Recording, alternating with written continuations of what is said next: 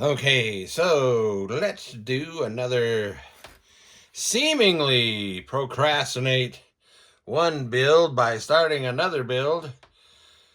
I'm not really procrastinating, but I've been wanting to do this one as a Pearl Harbor attack December 7th build. Build one of the Pearl Harbor marked P-40 Curtis P-40 Warhawk, Tomahawk, whatever you want to call it. And I've had this HobbyCraft, which is issued now by Academy. It's been for a while. Early 2000s, there was some kind of legal thing where legal battle between HobbyCraft and Academy, which was actually the manufacturer of most of HobbyCraft's better kits, and under contract, and looks like Academy won. So a lot of their what people thought were new kits were just reboxings of the kits they made for HobbyCraft. And unfortunately, this is not as good a quality as the early BF-109s that HobbyCraft came out with in the early 1990s.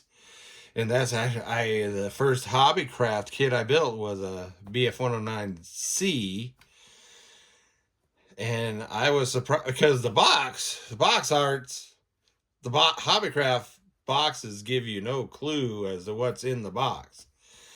And I was really surprised at the amount of detail on the BF-109C, especially in the cockpit and wheel wells. And so I just got hooked on HobbyCraft kits. But unfortunately, not all the HobbyCraft kits have that level of detail, including later versions of the BF-109 that were issued. And so what was I going to do now? Talk about it? Oh, yes. So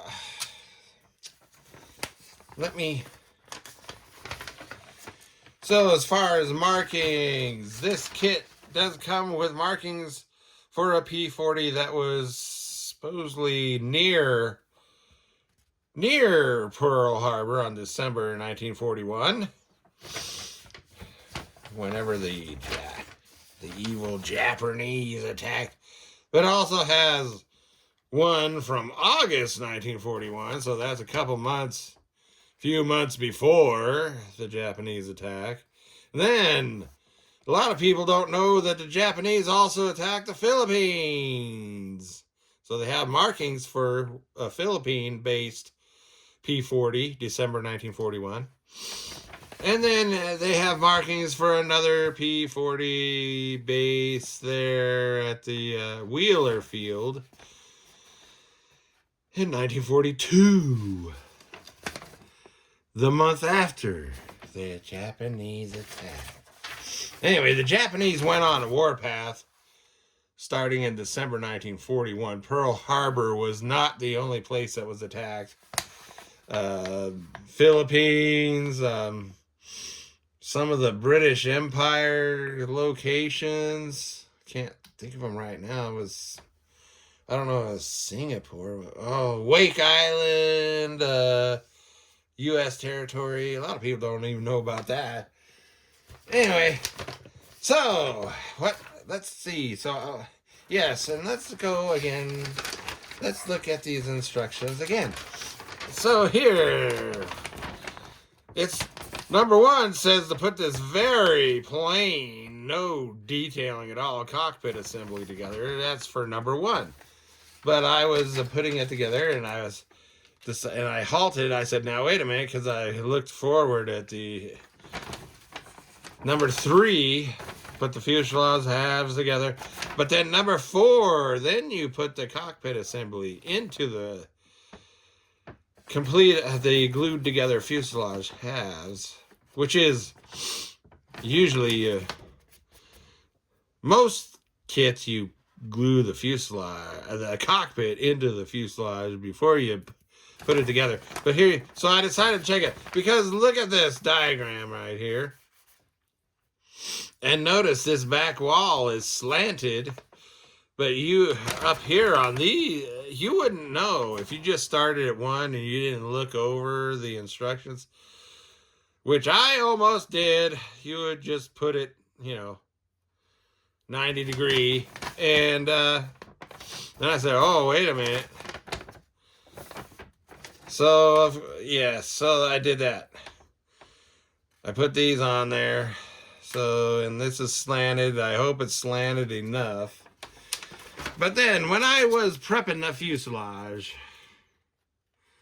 to be, because there's flash, but it's real subtle, not prominent, but it doesn't go together very well. Not like that BF-109C first HobbyCraft kit I built. That was actually produced by Academy. But, yeah, it doesn't line up. And here's also, I don't know if you can, because this camera doesn't like to focus very. There's a gap. There's a gap on that thing there, so this is going to have to use filler. And then this part here doesn't go together right evenly. And then there's a big problem here. And the more I try to see, look at that. I don't know if that's warpage or I'm going to have to mess with that. This part isn't making me happy either. So I'm thinking what I'm going to do next is cut the pins, cut these pins off and sand, sand these fuselage where they go together, sand them and see if that helps any. And then I'll probably have to do because it looks kind of warped there. Do the thing I do with the plastic bread bag clips and glue one in there or glue one on this side so that it forces this up. Anyway, so the problem's there. So, not as good as I remember the old monogram P-40, which I was hoping this would be better. Nope. I think, at least as far as fit of parts. And then we have a major problem here with the wings. So this is where I thought this was going to be a quick build, of course, as I always do. And then I holded up the wings, and they are warped on the ends. This lower part. And what's interesting is this is exactly, I built several of the 1990s issued monogram made in China P-40s, and I stopped because I had built those things, the monogram P-40 in the 1970s, the made in USA one, and never had a problem. So when I got the 1990 issue, I thought, oh, this will be quick. I want to build all of the decal option ones. So I bought 3 and I just glued, bashed everything together, got the wings glued on. And then when I looked at it, the wings were bent, just like this. And that's when I shoved them all into one box, and they've been buried out in the garage ever since. But yes, I was surprised to see that the lower wing of this HobbyCraft kit is warped in the same way. And there's a little twist right here on this side. So I looked at the top wings. This one has a very subtle twist starting right about here, which you can't really see, but this one has a noticeable twist. At least noticeable on camera. Can you see that? Anyway, so I don't know what's going on with kits being produced in the Asian areas. But yeah, so this one is twisted, noticeably twisted. This one is very subtly twisted, but they seem to it's I'm hoping, and it seems like if I clamp them, where's clamps when you need them, and at the same, somehow bend this up, clamp it, and somehow bend it up, it straightens out a little bit. But we'll see what happens. Oh yes, and the other thing, I was noticing, the cockpit parts come off of this sprue, which I was like, this sprue does not look like a P4, parts for the P40, especially these different tail wheel. I was like, that ain't right. And then it's got exhaust for radial engines. And I was like, what the? And then I realized it's got this football direction finder. And I was like, this is a sprue from their P36, which is the predecessor to the P40. So all I used was the cockpit parts that were in here, and then you use these machine gun barrels, and you'll use the gun sights,